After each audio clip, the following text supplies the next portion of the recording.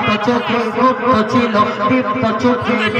চোখে গুপ্ত ছিল, রাজে মারে পান রহমত আর বরকত ভরা নবীর দুটি হাত, ধরে ধরে সাজিয়ে রাখা সোনা জোড়া দাঁত, ঠোঁটের পাকে চমকে ওঠে যেন দাদু শিরোই চাঁদ,